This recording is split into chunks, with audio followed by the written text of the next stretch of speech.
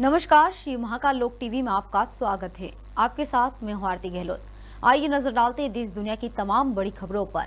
मध्य प्रदेश के मुख्यमंत्री डॉक्टर मोहन यादव ने मंत्रिपरिषद के सदस्यों की गरिमामयी उपस्थिति में पीएम श्री पर्यटन वायु सेवा के लिए मध्य प्रदेश टूरिज्म बोर्ड और जेट एयर सर्विस के मध्य अनुबंधनों का आदान प्रदान किया है। इस मौके पर सीएम मोहन यादव ने सभा को संबोधित करते हुए कहा कि अंतर्राष्ट्रीय हवाई सुविधा का विस्तार करने के लिए हम निरंतर प्रयासरत कर रहे हैं। पीएम श्री धार्मिक पर्यटन सेवा सबके पहले ओंकारेश्वर उज्जैन तक पहुंच रही है। आने वाले समय में इस सेवा का विस्तारण अन्य धार्मिक पर्यटन केंद्रों पर भी किया जाएगा।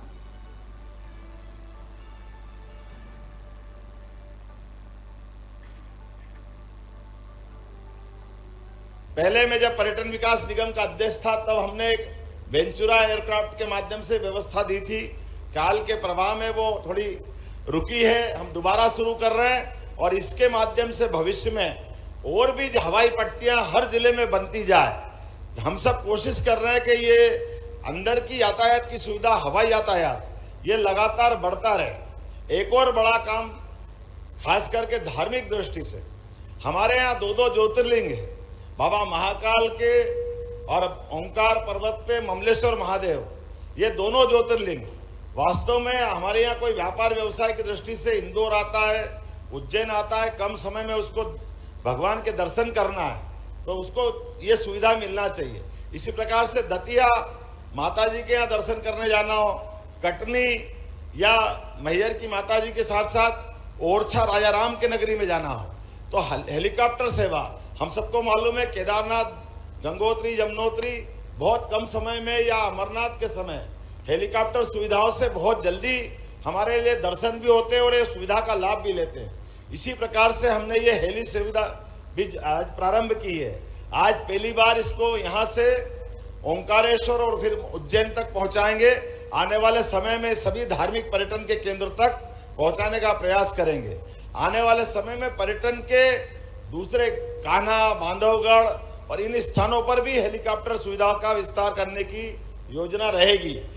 शुद्ध रूप से राज्य सरकार द्वारा पोषित इन योजनाओं में प्रयास करेंगे। आने वाले समय में हमारे धार्मिक तीर्थाटन वाली जो योजना चल रही है, इस तीर्थाटन की योजना से भी सभी बंधुओं को जोड़कर अपने राज्य के भी धार्मिक पर्यटन के केंद्र से उनको आने जाने की सुविधा मिले, ये योजना वहां तक फैलेगी। इस योजना के शुभारंभ की घोषणा करता हूं। उम्मीद करता हूं आने वाले समय में इसी प्रकार की सौगातें और मिलती रहेगी। कांग्रेस की भारत जोड़ो न्याय यात्रा इन दिनों महाराष्ट्र में है। यात्रा के दौरान राहुल गांधी ने किसानों के साथ बैठक की। इस दौरान राहुल गांधी ने कहा कि जब तक कोई व्यक्ति किसान के दुखों को नहीं समझता, उसके मेहनत की इज्जत नहीं करता, तब तक वह किसान की मदद नहीं कर सकता। किसानों के लिए कांग्रेस सरकार के दरवाजे हमेशा खुले रहेंगे। दिल्ली में किसानों की आवाज सुनने वाला सरकार होगी। मगर जब तक एक व्यक्ति किसान का दुख को नहीं समझता है, किसान की मेहनत की इज्जत नहीं करता है, तब तक वो किसान की मदद नहीं कर सकता है। तो सबसे जरूरी बात यह है कि हमारे दरवाजे, चाहे वो महाराष्ट्र की सरकार हो, दिल्ली की सरकार हो, हमारे दरवाजे आपके लिए खुले रहेंगे। और आपको यह लगेगा कि दिल्ली में किसानों को रक्षा करने वाली सरकार है, किसानों की आवाज को सुनने वाली सरकार है। जो जीएसटी है, जो पहली बार किसानों पर टैक्स लग रहा है, अलग अलग तरीके के टैक्स हैं, अलग अलग लेवल के टैक्स हैं, इस जीएसटी को हम स्टडी करके एक टैक्स देंगे आपको और हमारी पूरी कोशिश होगी कि किसान जीएसटी में ना रहे। मगर ये जो सब है, ये सब आपकी मदद करने के तरीके हैं। भाजपा सीएए के जरिए नया वोट बैंक बना रही है। विपक्ष के इस आरोप पर केंद्रीय मंत्री गिरिराज सिंह ने कहा, मैं विपक्षी दलों की सोच से दुखी हूं। अरविंद केजरीवाल हिंदुओं को गाली दे रहे हैं, लेकिन जब पाकिस्तान में हिंदू बेटियों का विवाह समारोह के दौरान अपहरण कर लिया जाता है तब वे कभी नहीं बोलते। प्रताड़ित हिंदू कहां जाएं? मुझे दुख होता है विपक्ष के सोच पर कि तुष्टीकरण की पराकाष्ठा है। भारतवंशी को कौन सहारा देगा? अगर भारतवंशी यहाँ नहीं आएंगे तो भारतवंशी जाएंगे कब? ये विपक्ष की विकृत मानसिकता है जो हिंदुओं के ऊपर ऐसी सोच है। केजरीवाल का है कि 1947 से ज्यादा माइग्रेशन होगा, पाकिस्तानी आएंगे तो बलात्कार की घटनाएं ये सब बढ़ जाएगा। अरविंद केजरीवाल साहब हिंदुओं को गाली दे रहे हैं, कभी इनकी जुबान नहीं खुलती। जब पाकिस्तान में हिंदुओं की बेटी को मंडप पर से उठा जाता तब तो इनकी जुबान नहीं खुलती। लेकिन वो पीड़ित, वहां उसको सहारा पाकिस्तान में नहीं मिलता, वो भाग करके हिंदुस्तान नहीं आएगा तो कहां जाएगा? और वो आया तो हिंदू है, इसका मतलब वो चोर है, हिंदुओं को चोर कह रहे हैं।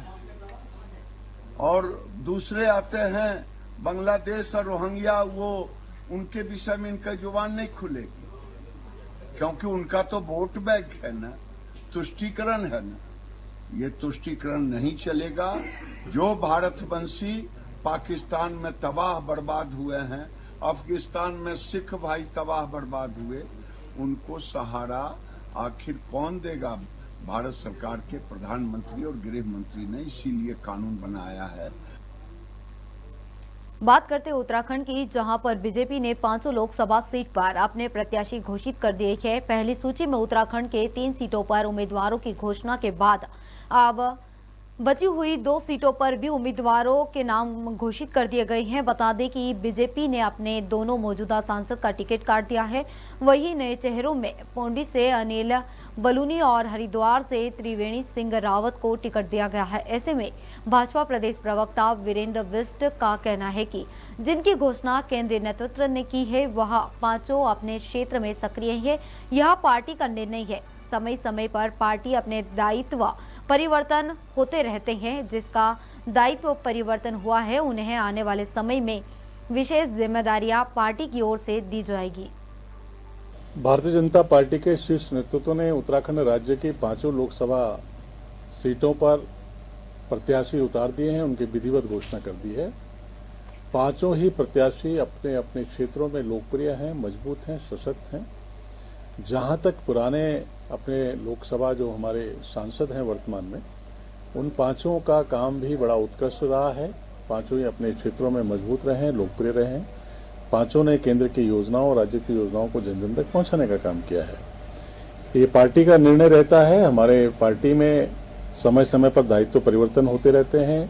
केंद्र ही पार्टी में दायित्व देने का काम करता है, संगठन में दायित्व देने का काम करता है, और ये सब काम केंद्र नेतृत्व का रहता है। तो अपने कार्यकर्ताओं का दायित्व परिवर्तन हुआ है। आने वाले समय में उनका और कोई विशेष जिम्मेदारियां पार्टी केंद्र नेतृत्व देगा, ऐसा हम उम्मीद करते हैं। सभी लोग इस चुनाव में लगे हैं। भारतीय जनता पार्टी अपने कार्यकर्ताओं के माध्यम से, उनकी मेहनत से, नेताओं के संपर्क और संवाद से इन 5 लोकसभा सीटों को भारी अंतर से जीतने वाली। लोकसभा चुनाव को लेकर देश भर में तैयारियां चल रही है और सभी पार्टियों ने अपने अपने प्रत्याशियों की घोषणा शुरू कर दी है। वहीं देहरादून में कांग्रेस की तरफ से 3 और भाजपा की तरफ से 5 प्रत्याशियों की घोषणा कर दी गई है। आपको बता दें कि उत्तराखंड राज्य गठन से राज्य आंदोलनकारियों की महत्वपूर्ण भूमिका रही है। वहीं लोकसभा प्रत्याशी घोषित होने के बाद गणेश गोदियाल और ज्योत सिंह गुनसोला प्रदेश कांग्रेस कार्यालय पहुंचे, जहां पर उत्साहित कार्यकर्ताओं ने फूलमाला पहनाकर उनका स्वागत किया। उसके बाद दोनों लोकसभा प्रत्याशी कचहरी परिसर स्थित शहीद स्मारक पहुंचे, जहां उन्होंने शहीदों को नम आंखों से श्रद्धांजलि अर्पित की है।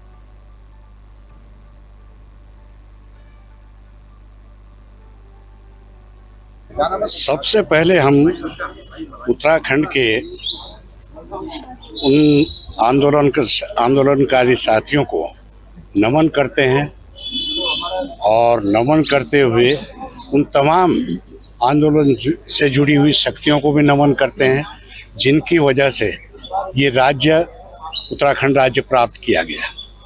और आज हम अपना नमन करते हुए ये संकल्प यहाँ से लेते हैं कि उत्तराखंड के शहीदों ने जो सपने संजोए थे उन सपनों को कैसे साकार किया जाए, उसकी नैतिक जिम्मेदारी हम सब की है, चाहे वो विधानसभा में हो, चाहे लोकसभा में, चाहे राज्यसभा। किस रूप में दोबारा प्रश्न करेंगे आप? सर, जब उम्मीदवार की घोषणा हुई तो आप शहीद स्मारक पर आकर सबसे पहले अपने चुनाव की शुरुआत आप यहां से कर रहे हैं। उत्तराखंड एक सैनिक बहुल क्षेत्र है, लेकिन लगातार भाजपा कहती है वो सेनाओं का सम्मान करती है, लेकिन किसी भी भाजपा के प्रत्याशी ने अभी तक यहाँ पर शहीद। देखिए, मेरी बात सुनिए, ये संस्कारों की बात है।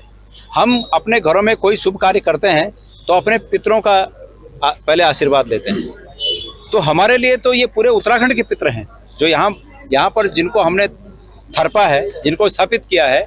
ये जो दिवंगत आत्माएं हैं, ये हमारे तमाम उत्तराखंड के राज्य की नींव के पितर हैं। तो भारतीय जनता पार्टी को इनकी याद कहाँ से आएगी? इनको तो उनकी याद आएगी जिनके चेहरे पर ये चुनाव लड़ रहे हैं। इधर भारत मुक्ति मोर्चा के वामन मेश्राम के निर्देश पर राहुल दिवाकर ने ज्ञापन देकर उत्तर प्रदेश की कानून व्यवस्था पर सवालिया निशान लगाते हुए योगी सरकार को तुरंत बर्खास्त करने की मांग महामहिम राष्ट्रपति से की है, जिससे भारत मुक्ति मोर्चा ने घाटमपुर की नाबालिग बच्ची की आत्महत्या, बदायूं की महिला जज की आत्महत्या का मामला और सोमेश के परिवार को 1 करोड़ की धनराशि और उनके परिवार के किसी सदस्य को सरकारी नौकरी जैसी अपनी मांगे रखी। कानपुर से सुमित जॉर्ज की रिपोर्ट।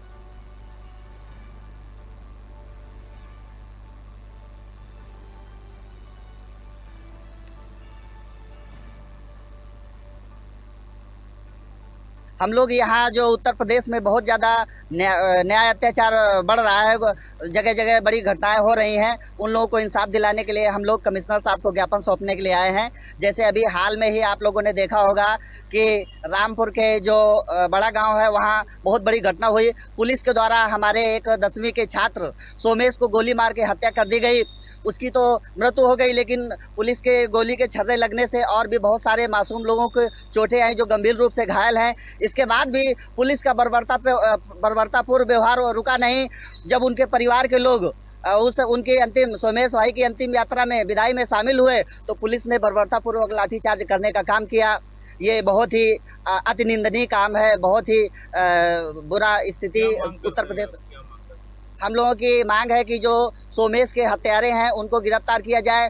जिस पुलिस अधिकारी के कहने पे गोली चलाने का आदेश दिया है उनको बर्खास्त किया जाए, उनके ऊपर मुकदमा लगाया जाए और भारतीय संविधान के तहत जो भी उनको सजा होती है उनको सजा किया जाए। सोमेश भाई को न्याय मिले, इसके बाद उनको मुआवजा दिया जाए। 1 करोड़ रुपए मुआवजा की मांग हम लोग करते हैं। उनके परिवार को एक सरकारी नौकरी दिया जाए। दूसरी घटना जो बदायूं की महिला जज है उनको न्याय नहीं मिला, वो अपनी जिंदगी से हार मान गई और उन्होंने भी आत्महत्या कर लिया। तीसरी घटना जो घाटमपुर में हुई, घाटमपुर में 2 सगी नाबालिग बहनों के साथ दमंग भट्ठा मालिक के लड़कों के द्वारा जबरन शराब पिलाया गया, फिर उनका बलात्कार करके उनकी हत्या कर दी गई।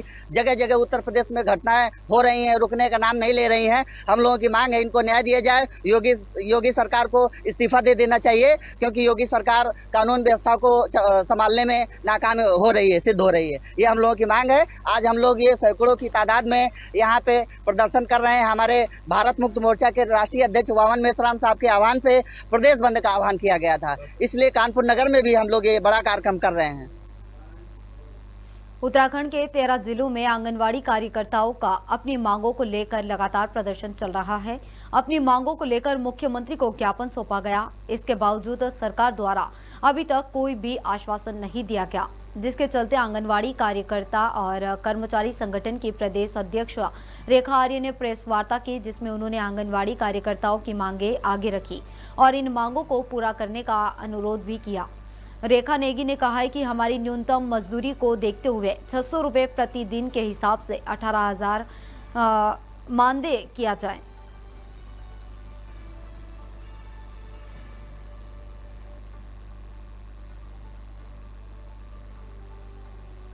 हम लोग आंगनबाड़ी कार्यकर्ता हैं और 25 दिन से लगातार पूरे प्रदेश में धरने प्रदर्शन में बैठे हुए हैं और हमारी मांग थी सरकार से कि हमारा 18,000 रुपये मानदेय काट दिया जाए, क्योंकि 600 रुपये प्रतिदिन के हिसाब से हमारा जो एक मजदूर लेता है वो हम चाहते हैं कि हमारा भी मिले। हमारा महिला कल्याण कोष में हम लोग जब घर जाते थे तो खाली आ जाते, हम लोग 100 रुपये जमा करते थे, हमारा करोड़ों में पैसा जमा हो रखा है। हम ये चाहते हैं कि हमारी जो बहन रिटायर हुई उसको 10 लाख रुपये घर जाते समय दिया जाए, उसकी मांग है, क्योंकि हमारा पैसा है। और हमारी ये गोल्डन कार्ड की बात मांग थी, गोल्डन कार्ड हमें दिया जाए, क्योंकि हम धरातल पे काम करते, कई बहनें हमारी मर गई हैं तो उनका इलाज नहीं हो पाया, तो हम उनको चाहते कि गोल्डन, लेकिन सरकार कहेगी गोल्डन कार्ड हम नहीं करेगी। हमारा जो ये आयुष्मान कार्ड है तो हमें उस आयुष्मान कार्ड में हमारी लिमिट बढ़ा दी जाए, जिससे कि हम अपने इलाज को करा सकें। इन मांगों को लेकर हम लोग आज हमने प्रेस कॉन्फ्रेंस करी थी और लगातार माननीय मुख्यमंत्री अपना ज्ञापन सौंप चुके। अगली खबर है दिल्ली से, जहां किसान महापंचायत के लिए सुरक्षा व्यवस्था पर डीसीपी देवेश कुमार महला ने कहा है कि किसानों ने कल से दिल्ली आना शुरू कर दिया था। साथ ही डीसीपी देवेश कुमार महला ने कहा है कि हमने उन्हें व्यवस्थित आवाजाही और सहायता के लिए बसें उपलब्ध करवाई है। ये कल शाम से ही आना चालू हुए थे, बंगला साहिब और रकाबगंज दोनों पे आके रुके थे। अराउंड 2000 के लगभग लोग रहे हैं। इनको ऑर्डरली मूवमेंट और इनको असिस्टेंस देने के लिए हमने बसेज भी प्रोवाइड की हैं, क्योंकि दूरी काफ़ी ज़्यादा है यहाँ से रामलीला में राउंड जाने के लिए, और काफ़ी किसान हैं वो ओल्ड एज के भी हैं, तो उनको चलने में समस्या भी आती है। तो इसको देखते हुए हमने अपनी तरफ से ही उनको पुलिस असिस्टेंस के रूप में बसेज दी हैं, और ऑर्डरली मूवमेंट के लिए हमने अपने स्टाफ भी इसके अंदर लगाया हुआ है, ताकि किसी को मूवमेंट के अंदर कोई समस्या ना आए, ना आम जनता को समस्या आए ट्रैफिक मूवमेंट में, और ना ही जो प्रदर्शनकारी आए हैं उनको मूवमेंट के अंदर या रास्ते के अंदर कोई समस्या है। इधर चिल्ला बॉर्डर पर सुरक्षा व्यवस्था पर डीआईजी अपर पुलिस आयुक्त शिवहरी मीणा ने कहा है कि सीमाओं पर सुरक्षा व्यवस्था की गई है। हम किसान नेताओं से बात कर रहे हैं, यातायात सुचारू रूप से चल रहा है।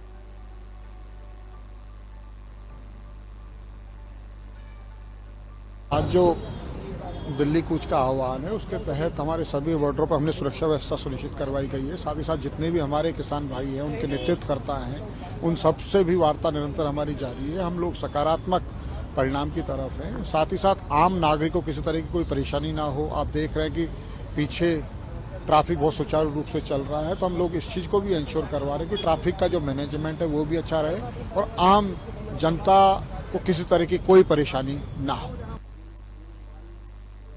उत्तर प्रदेश में सफाई कर्मचारी संघ से जुड़े पदाधिकारी और सदस्यों ने आउटसोर्सिंग कर्मचारियों के विभिन्न समस्याओं से संबंधित ज्ञापन सीएम के नाम जिलाधिकारी को दिया है। ज्ञापन के माध्यम से कर्मचारियों ने कहा है कि सहारनपुर मेडिकल कॉलेज, शेख हिंद मौलाना मेडिकल कॉलेज में पिछले 10 सालों से सफाई कर्मचारी के पद पर काम कर रहे हैं और कोरोना काल में अपनी जान पर खेलकर लोगों की सेवा की है। उसके बावजूद भी सरकार ने हमारे बारे में कुछ नहीं सोचा। पिछले लंबे समय से मांग करते आ रहे हैं कि समान काम के साथ समान वेतन मिले। साथ ही लोगों ने सरकार को चेताया है कि अगर हमारी मांगे नहीं मानी गई तो लोकसभा चुनाव में सरकार को नुकसान उठाना पड़ेगा। आज डीएम कार्यालय जिलाधिकारी महोदय जी से हम एक प्रार्थना पत्र लेकर के आए थे, ताकि हम लगभग 2014 से राजकीय मेडिकल कॉलेज पिलखनी में सभी कर्मचारी लगभग 350 कर्मचारी कार्यरत हैं। हम सभी कर्मचारियों के वेतन में आज तक कोई बढ़ोतरी नहीं है। हमारे समस्त प्रदेश प्रशासन से यही निवेदन है कि हम अपनी आवाज़ पिछले 8, 7, 10 वर्षों से उठाते आ रहे हैं कि हमारा वेतन बढ़ा दिया जाए। हमारी सरकार से माननीय मुख्यमंत्री योगी आदित्यनाथ जी से यही निवेदन है कि हम लोगों का वेतन लगते तरज उत्तराखंड व हरियाणा के तरज को देखते हुए हम लोगों को अभी जीवन यापन करने में बहुत कठिनाइयों का सामना करना पड़ रहा है। हम लोगों का भी वेतन लगभग समान कार्य समान वेतन लगभग 600 रुपये प्रतिदिन दैनिक के आधार पर दिए जाने के कृपया करें। पिछले 10 वर्षों से लगभग जो है हमारा मानदेय बहुत ही कम है और सरकार से हमारी यही प्रार्थना है कि हम जो आउटसोर्स कर्मचारी हैं हम पे भी ध्यान दिया जाए और हमारा मानदेय जो बढ़ाया जाए। इस संबंध में आज जिलाधिकारी से हम मिलने आए थे और मुख्यमंत्री जी को हमने ज्ञापन के जिलाधिकारी को दिया है। Bharatiya Janata party social media विभाग द्वारा आज उज्जैन की कालिदास एकेडमी में सम्मेलन का आयोजन किया है, जिसमें लोकसभा चुनाव प्रबंध के प्रदेश सह प्रभारी सतीश उपाध्याय ने कार्यकर्ताओं को मार्गदर्शन दिया और सम्मेलन में संभाग भर के टीआई सेल और सोशल मीडिया वर्कर शामिल हुए हैं। बता दें कि बीजेपी ने लोकसभा चुनाव के प्रत्याशियों की घोषणा होने के बाद चुनावी तैयारियां शुरू कर दी है। इसी के चलते सम्मेलन का आयोजन किया गया।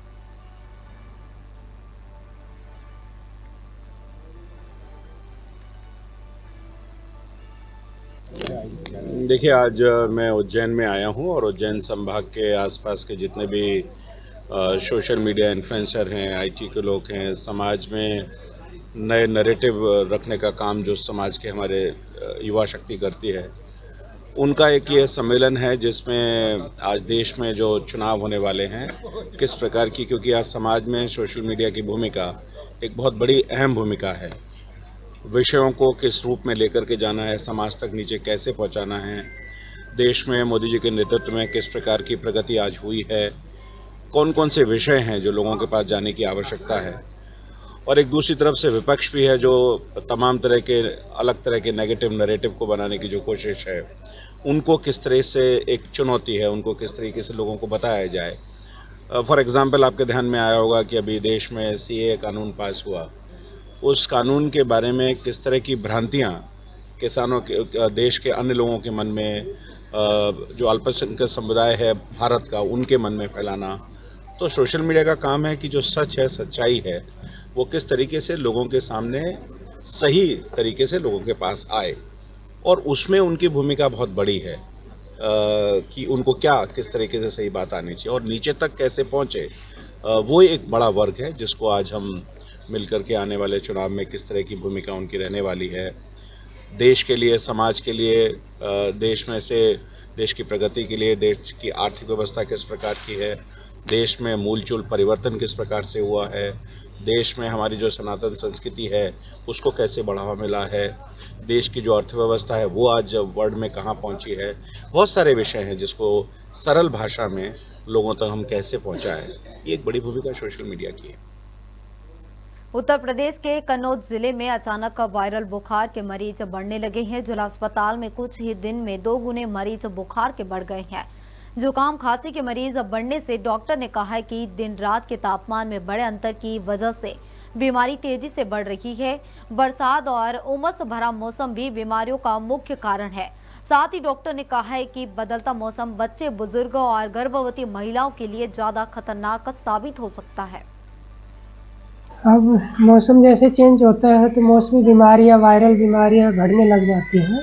इसके लिए बच्चों को एक तो अपना घर का बनाया हुआ खाना ही देना है।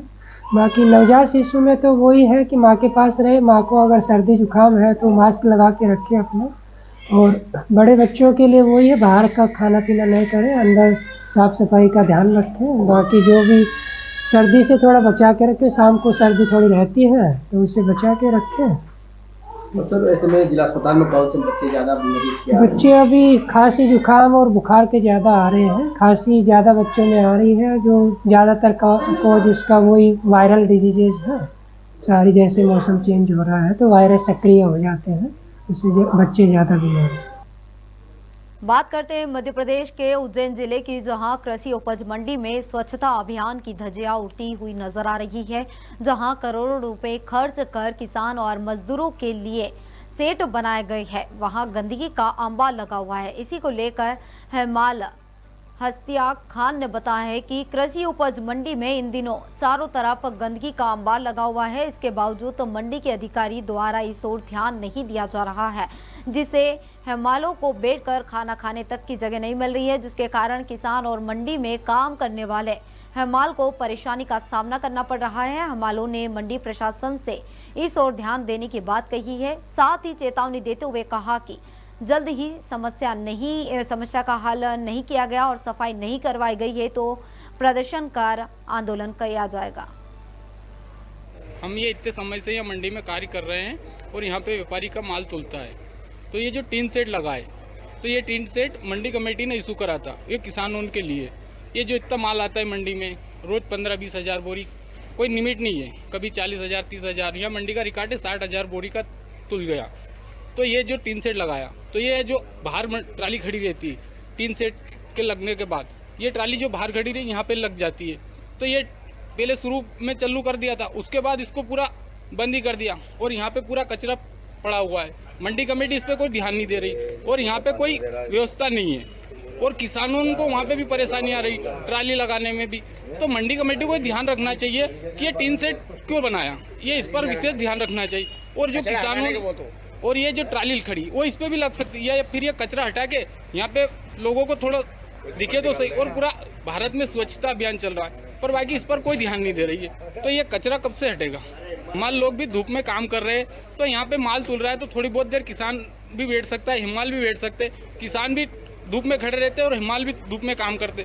तो मंडी कमेटी को विशेष तौर पर ध्यान रख के और ये कचरा तो हटाना चाहिए। नहीं दे रही सफाई अभियान में, इधर सफाई बिल्कुल नहीं हो रहा है, पूरा जो है कचरा पड़ा हुआ है। यहाँ माल हम तुलवा रहे हैं, यहाँ बैठना भारी हो रहा है, इतनी गंदगी है और धूप में सब काम कर रहे हैं हिमाल। इसका कोई मंडी ध्यान नहीं दे रही। दूर में तो यहाँ से 5 से 10 हजार आदमी है, मगर यहाँ समस्या ऐसी है कि आप यहाँ देखो तो गंदगी पूरी फैली हुई है, पूरे सेट में कोई बैठ नहीं सकता। यहाँ पे कभी सफाई हुई नहीं इधर पीछे, हम इसके लिए सफाई के लिए। इधर उज्जैन जिले की महिदपुर तहसील के आमड़ी कटन गांव में शासकीय प्राथमिक महाविद्यालय में मध्याह्न भोजन का खाना खाने से 24 बच्चों को फूड पॉइजनिंग हो गया है, जिसके बाद उन्हें अस्पताल में भर्ती करवाया गया। जिनकी जानकारी देते हुए डॉक्टर अरुण कुशवाहा ने बताया है कि खाना खाने के बाद बच्चों की तबीयत खराब हो गई थी और उल्टी और पेट में दर्द शुरू हो गया था, जिसे इलाज के लिए अस्पताल में भर्ती करवाया गया है।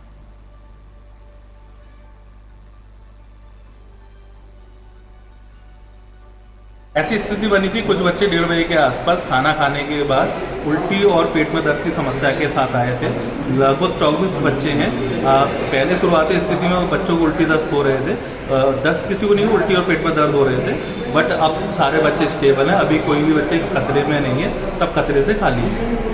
आगे कोई बच्चों को आगे कहीं पहुंचाने की जरूरत वगैरह कहीं से तो नहीं है? नहीं, कहीं पहुंचाने की जरूरत नहीं है, सारे बच्चे स्टेबल हैं। अभी कोई भी बच्चा नई कंप्लेंट नहीं कर रहा, बस उल्टी की और दर्द की कंप्लेंट थी, बस वही। किन कारणों से बच्चे बीमार हुए हैं कुछ?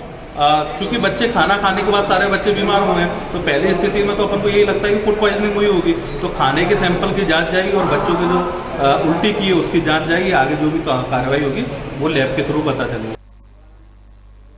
रेलवे विभाग द्वारा देश भर के सभी स्टेशनों के प्लेटफॉर्म को एक निश्चित मापदंड के अनुसार बनाया गया है, जहां से यात्रियों के ट्रेन में चढ़ने व उतरने की व्यवस्था को ध्यान में रखा गया है।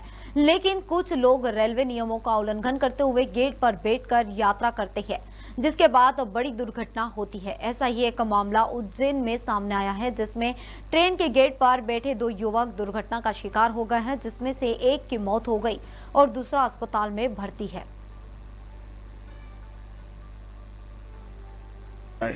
ये इंदौर से रीवा से आ रहे थे इंदौर के लिए, तो ये दुर्घटना घट गई है यहाँ पे। ये मेरा भांजा है और उसके साथ दो दोस्त और थे, तो एक घायल है, एक दूसरे डब्बे में था। ट्रेन में इतनी भीड़ थी कि वो गेट पे बैठे थे, वो जहाँ पे वो प्लेटफॉर्म बना वो गलत बना हुआ है। पैर फंसने से अभी मेरे भांजे की मौत हुई, दूसरा घायल है। आपका भांजा क्या नाम है? ऋतिक चौरसिया। और ट्रेन के चैन भी खींची मगर ट्रेन रुकी नहीं। तो कहाँ जा रहे थे ये इंदौर जा रहे थे, ये जॉब करते इंदौर में। काय का काम? ये एक पान की गोमती में बैठता है, एक ढाबे में काम करता है। क्या उम्र होगी लगभग इनकी? इसकी 20 साल। तो प्लेटफॉर्म बहुत ही गलत बना हुआ, कोई भी व्यक्ति बैठेगा सीढ़ी पे तो उसका पैर पहले प्लेटफॉर्म के नीचे दब जाता है। हमीरपुर जिले के राठ थाना क्षेत्र में गुटखा माफिया पप्पू जीना के यहां जीएसटी टीम की छापेमार कार्रवाई जारी है। 1 दर्जन से अधिक जीएसटी के अधिकारियों द्वारा बिल्डिंग के अंदर छानबीन की जा रही है। कई घंटों से अंजलि ट्रेडिंग कंपनी के ऑफिस में छापेमारी के साथ जांच की जा रही है। बताया जा रहा है कि पहले भी इसी गुटखा माफिया के बिल्डिंग में करोड़ों का गुटखा पकड़ा जा चुका है और पप्पू जीना अवैध कामों में जेल भी जा चुका है। फिलहाल जीएसटी की टीम गुटखा व्यापारी के घर पर छानबीन में जुटी हुई है।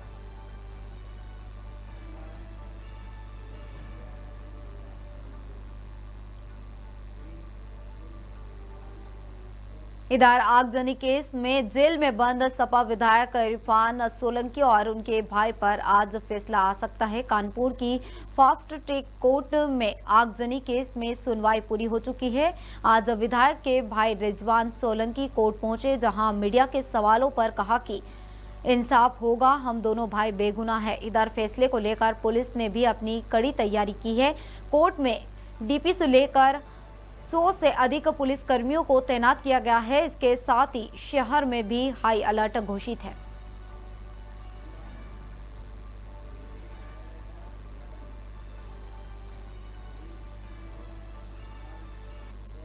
लोकसभा चुनाव को लेकर सभी पार्टियां चुनावी मोड में हैं। सभी पार्टियां अपने स्तर पर तैयारियां कर रही है।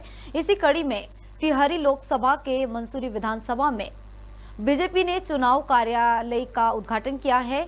न्यू कैंट में मंसूरी विधायक गणेश जोशी ने पूजा अर्चना कर कार्यालय का शुभारंभ किया। इस मौके पर राज्य मंत्री ज्योति प्रसाद गोरेला, वर्तमान मेयर सुनील उनियाल, गामा महानगर अध्यक्ष सिद्धार्थ अग्रवाल सहित तमाम बीजेपी के कार्यकर्ता और पदाधिकारी मौजूद रहे हैं।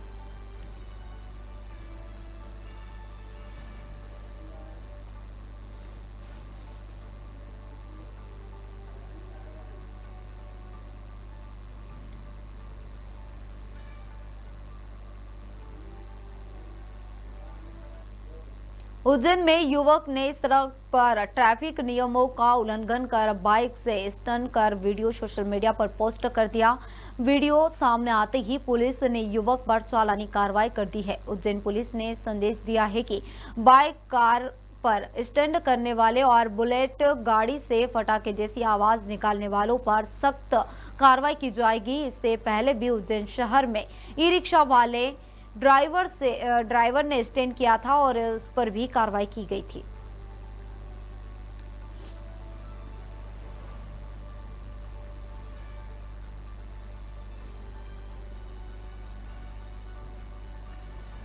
एक वीडियो वायरल हुआ जिसमें एक लड़का स्टंट करते हुए कोठी रोड पर उस वीडियो में दिख रहा था।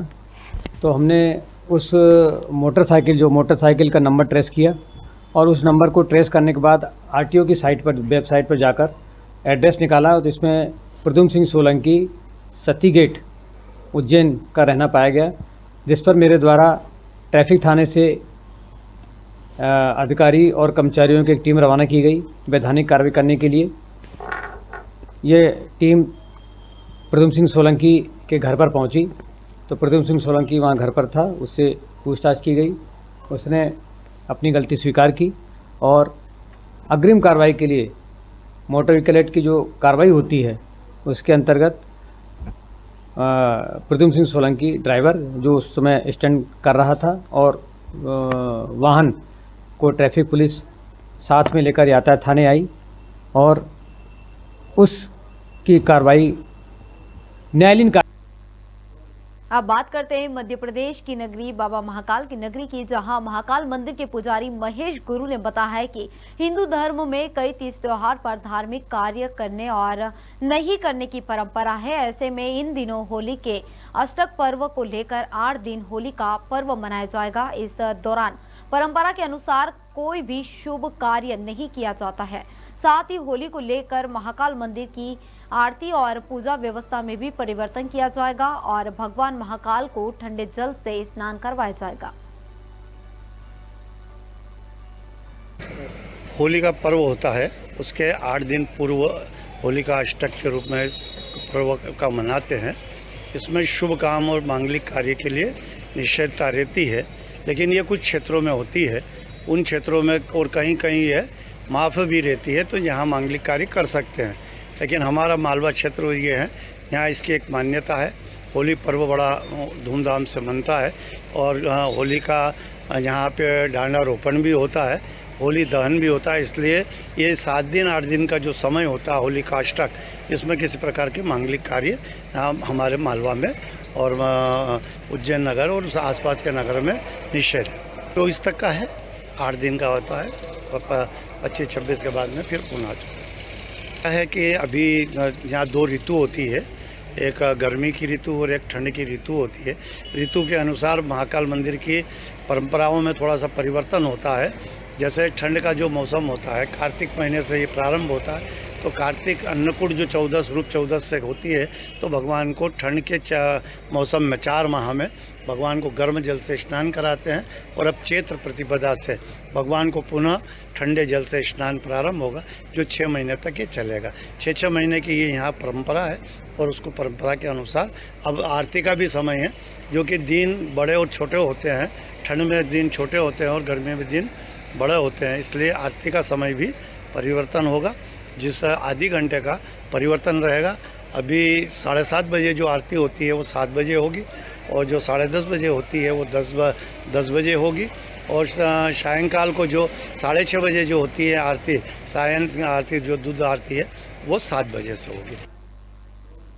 स्वर्गीय गोपाल कृष्ण सिंघानिया की स्मृति में कानून रेलवे क्रिकेट स्टेडियम का भूमि कार्यक्रम संपन्न हुआ। कार्यक्रम में DRM Himanshu, Uttar Pradesh cricket association के अध्यक्ष डॉक्टर निधिपति सिंघानिया के साथ साथ अन्य लोग मौजूद रहे। इस मौके पर डीआरएम ने कहा है कि केंद्र सरकार के खेलो इंडिया कार्यक्रम को बढ़ावा देने के उद्देश्य से जेके ग्रुप द्वारा रेलवे ग्राउंड में मल्टीनेशनल क्रिकेट स्टेडियम का निर्माण किया जाएगा। इस क्रिकेट स्टेडियम को अत्याधुनिक तरीके से बनाया जाएगा, जिससे कानपुर को ग्रीन पार्क स्टेडियम के बाद इस स्टेडियम का नाम आएगा। कानपुर से सुमित जॉर्ज की रिपोर्ट।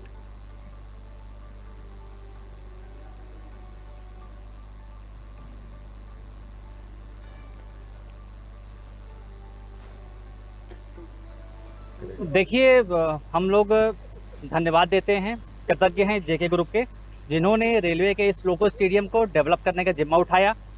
और इसके डेवलप होने के बाद कानपुर में ग्रीन पार्क के बाद एक दूसरा अंतर्राष्ट्रीय स्तर का क्रिकेट ग्राउंड और मल्टी स्पोर्ट्स की फैसिलिटी के हिसाब से ये डेवलप किया जाएगा। इससे जैसा कि प्रधानमंत्री जी का खेलो इंडिया विजन है, घर घर से खिलाड़ी आगे आना है, तो उसमें ये विशेष भूमिका अदा करेगा कानपुर की खेल की प्रतिभाओं को आगे ले जाने के लिए, और रेल के सम्मानित हमारे एम्प्लॉइज और उनके परिवारजनों को स्पोर्ट्स में आगे ले जाने के लिए।